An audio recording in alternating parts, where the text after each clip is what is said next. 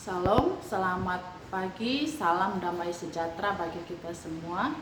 Sebelum kita mendengar firman Tuhan, mari kita sama-sama berdoa. Saya yang membawa kita di dalam doa. Tuhan Yesus, kami datang di hadirat-Mu. Kami berdoa bersyukur karena kasih dan kemurahan-Mu Tuhan dalam hidup kami.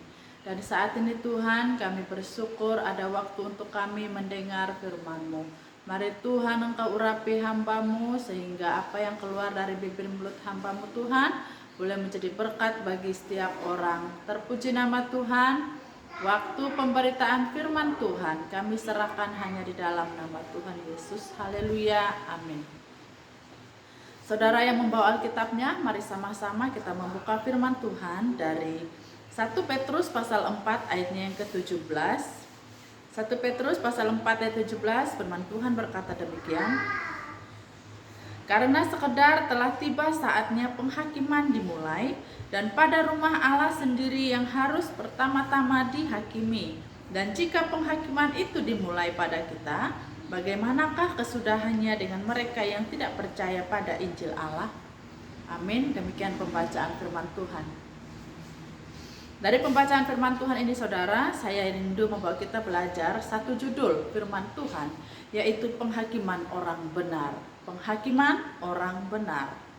Di dalam Alkitab saudara, telah dikatakan, telah tiba saatnya penghakiman dimulai pada rumah Allah sendiri, ayatnya yang ke-7.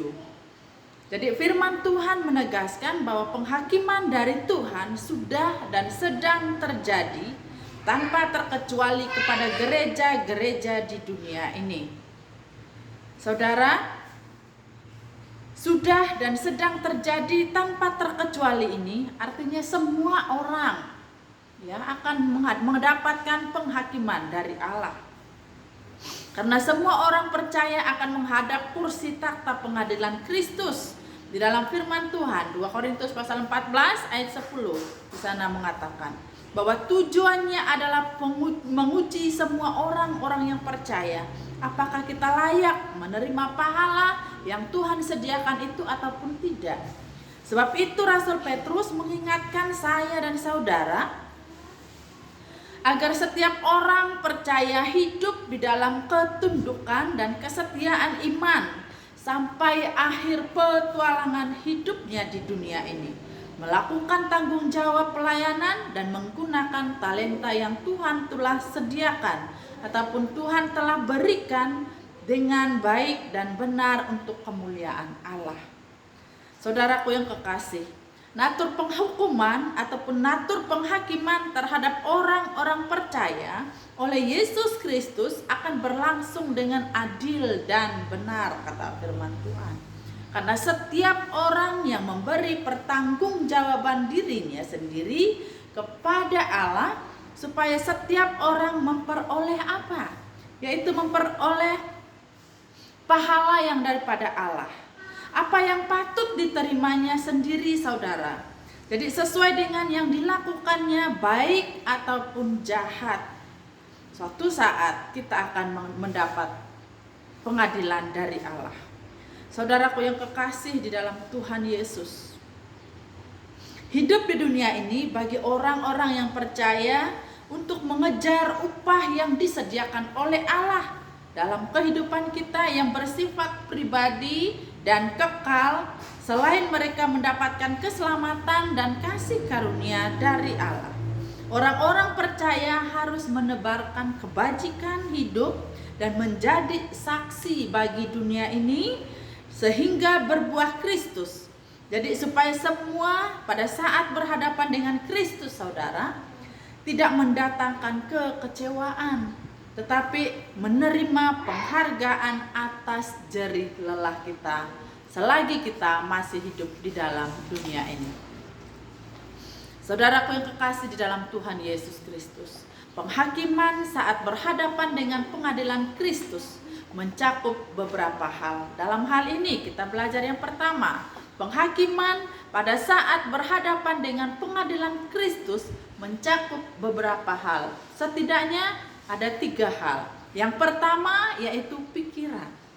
Aku akan menyelidiki hati dan pikiran, bahkan menguji batin untuk memberi balasan, kata firman Tuhan di dalam Yeremia pasal 10 ayatnya yang ke-10. Ia juga akan memelihara apa yang direncanakan di dalam hati dan pikiran. Itu hal yang pertama. Kemudian hal yang kedua, penghakiman saat berhadapan dengan pengadilan Kristus mencakup beberapa hal yang kedua, yaitu perkataan.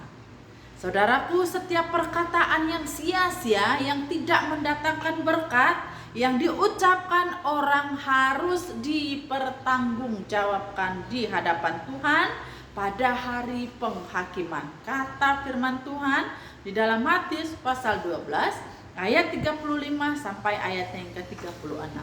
Menurut ucapanmu engkau akan dibenarkan, dan menurut ucapanmu pula engkau akan dihukum. Matius pasal 12 ayat 37. Kemudian hal yang ketiga, penghakiman saat berhadapan dengan pengadilan Kristus. Yang ketiga yaitu tindakan ataupun perbuatan. Engkau membalas setiap orang menurut perbuatannya.